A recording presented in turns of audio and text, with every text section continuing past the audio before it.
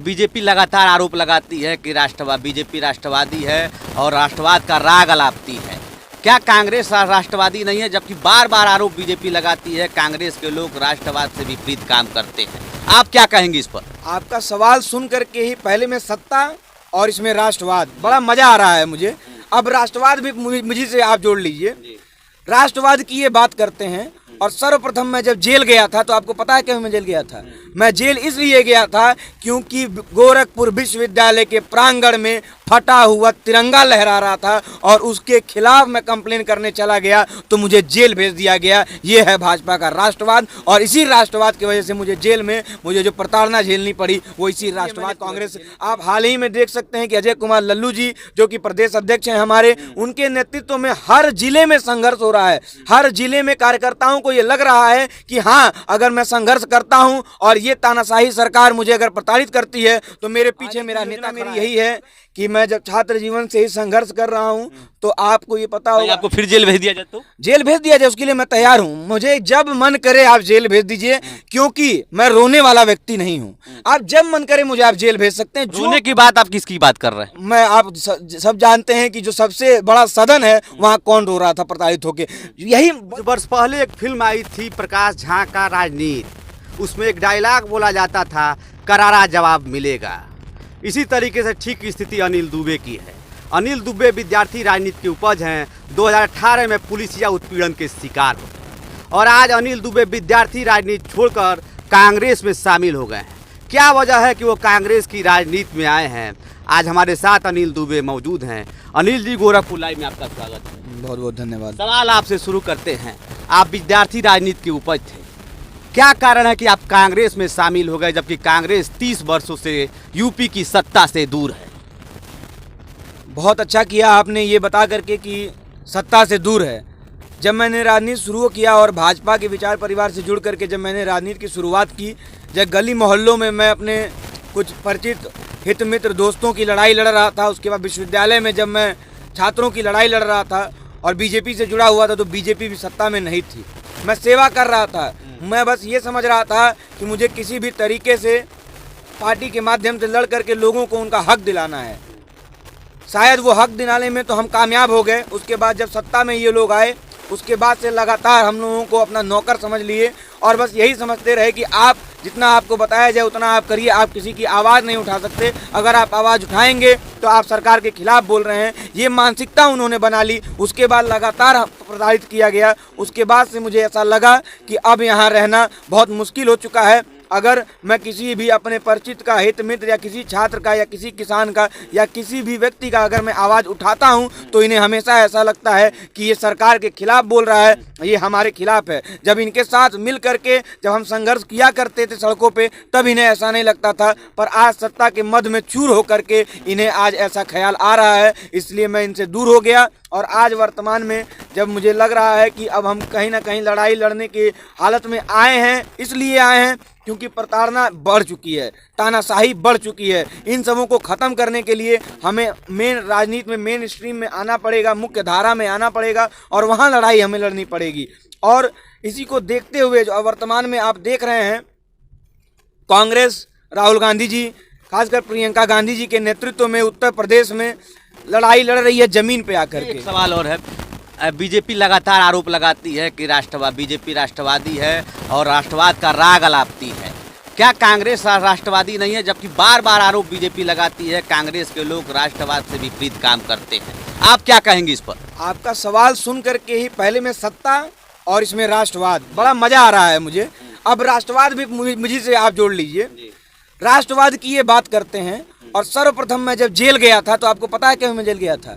मैं जेल इसलिए गया था क्योंकि गोरखपुर विश्वविद्यालय के प्रांगण में फटा हुआ तिरंगा लहरा रहा था और उसके खिलाफ मैं कंप्लेन करने चला गया तो मुझे जेल भेज दिया गया। ये है भाजपा का राष्ट्रवाद और इसी राष्ट्रवाद की वजह से मुझे जेल में जो प्रताड़ना झेलनी पड़ी वो इसी राष्ट्रवाद की वजह से झेलनी पड़ी। अब आप समझिए कि फटा झंडा लहरा रहा है, ये शान की बात है कि ये अपमान की बात है, ये खुद आप समझ सकते हैं। अच्छा, कांग्रेस में आपको क्या दिखा कि आप बीजेपी से कांग्रेस में शामिल हो गए? कुछ तो वजह हुई होगी कि और पार्टी जैसे सपा है, बसपा है, लेकिन आप कांग्रेस को ही क्यों, कांग्रेस ही क्यों?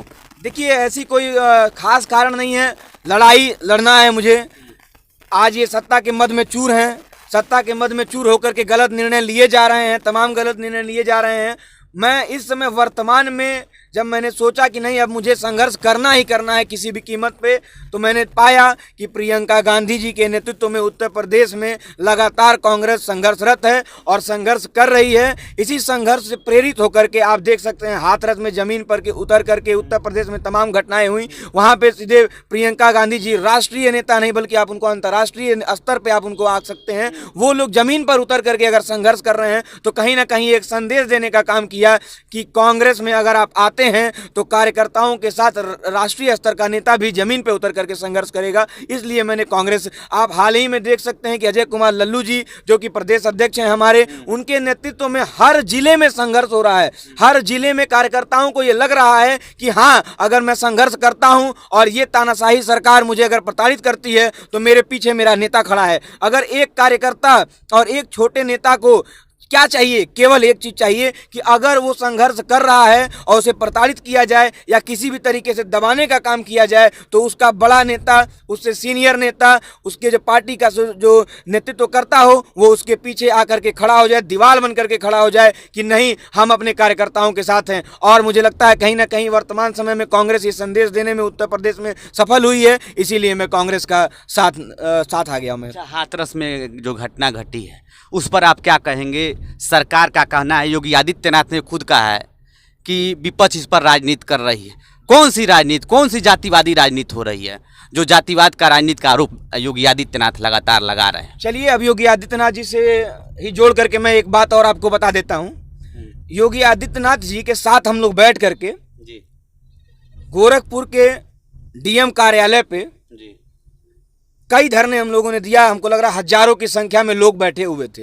जैसे ये सत्ता में आए इनको ये पता चला कि नहीं नहीं भैया ये तो डीएम कार्यालय पे बैठना जो है ये लोकतंत्र के खिलाफ है, और तुरंत वहाँ आदेश दिया कि आप कोई भी धरना आप डीएम कार्यालय में नहीं कर सकते। क्या इनको जब ये खुद विपक्ष में तो इनको ये बात नहीं पता थी? या तो ये उस समय असंवैधानिक कार्य कर रहे थे या इस समय असंवैधानिक कार्य कर रहे हैं। ऐसा कैसे हो सकता है कि जब आप सत्ता से दूर थे तो आप जब लड़ाई लड़ते थे तो वो लड़ाई होती थी, और आज जब कोई लड़ाई लड़ रहा है तो वो मात्र एक राजनीति है? ये मैं समझ नहीं पाता हूं, ये मानसिकता कहां से हो जाती है कि जब आप विपक्ष में होकर के लड़ाई किसी का भी बात उठाते हैं तो आप उसको दिल से जोड़ करके कहते हैं। आप कहते हैं कि मैं गरीबों की आवाज उठा रहा हूं, मजलूमों की आवाज उठा रहा हूं, महिलाओं की आवाज उठा रहा हूं, दलितों की आवाज उठा रहा हूं, वंचितों की आवाज उठा रहा हूं। और वही विपक्ष अगर आज आपके समय में आवाज उठाता है, आपकी गलतियों के खिलाफ उंगली करता है, तो आप केवल और केवल यही कहते हैं कि ये केवल और केवल राजनीति से प्रेरित होकर के कार्य कर रहा है। क्या आप मानते हैं कि दूसरों के अंदर संवेदनाएं नहीं है? क्या मेरे अंदर संवेदनाएं नहीं है? अगर मैं किसी को भी अगर यहाँ पे अगर आप देख लेंगे कि कोई वीडियो बन गया तो किसी व्यक्ति की मैं मदद कर रहा हूँ, ये कहेंगे राजनीति से प्रेरित होकर कर रहा है। और अगर वही वो खुद करेंगे तो वो उनको कहेंगे कि नहीं हम लोग तो बचपन से ही हमारे 7 पुश्तों से हम लोग यही करते आए हैं। अनिल जी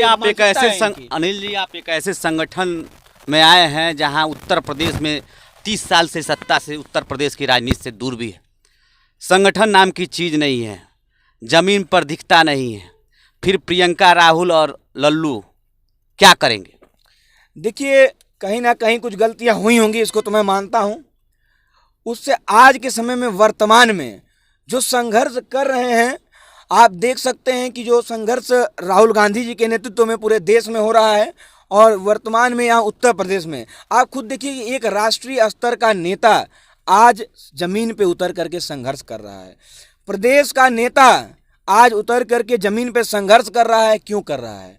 वो पार्टी को मजबूत करने के लिए ही संघर्ष कर रहा है। और कहीं ना कहीं जब पार्टी मजबूत होगी तो कार्यकर्ता जुड़ेंगे, और जैसे जैसे कार्यकर्ता जुड़ेंगे धीरे धीरे हम जैसे लोग अब आकर्षित अगर हो रहे हैं, और मैं ही एक अकेला व्यक्ति नहीं हूं जो आकर्षित होकर के यहाँ आया हूं, तमाम ऐसे लोग हैं जो आकर्षित होकर के पार्टी में शामिल हो रहे हैं। और जैसे धीरे धीरे वो शामिल होने लगेंगे पार्टी मजबूत हो जाएगी, और पार्टी मजबूत होगी तो कहीं ना कहीं सत्ता में भी आएगी। और उसके बाद आप देखते हैं कि जो अन्य लोग इतने मजबूत दिख रहे हैं, ये जरूरी नहीं है कि सत्ता से पहले इतने मजबूत थे, तो तमाम लोग आएंगे साथ में और पार्टी मजबूत होगी। अनिल जी आगे की योजना क्या है?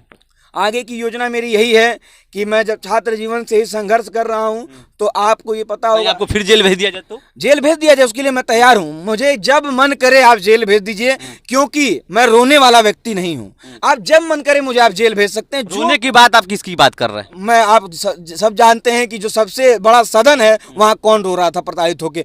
यही बड़े दुर्भाग्य की बात है कि जब आप विपक्ष में रहते हैं आपकी बोल कुछ और रहती है, सत्ता में रहते हैं कुछ बोल और आती है। जब आप विपक्ष में रहते हैं तो उसी पुलिस प्रताड़ना की बात करते हैं, और जब आप सत्ता में आते हैं तो आप कहते हैं पुलिस बहुत अच्छी हो गई। यही पुलिस जब आपको प्रताड़ित करती है तो वो प्रताड़ना होती है, और यही पुलिस जब आज हम लोगों को प्रताड़ित कर रही है आपके इशारे पे तो वो प्रताड़ना नहीं है। आखिर क्या है, आपके बोल क्यों बदल जा रहे हैं ये समझ में नहीं आ रहा है। अनिल जी, आपने गोरखपुर लाइव से बात किया, इसके लिए बहुत बहुत धन्यवाद। आगे शुभकामना। जी धन्यवाद।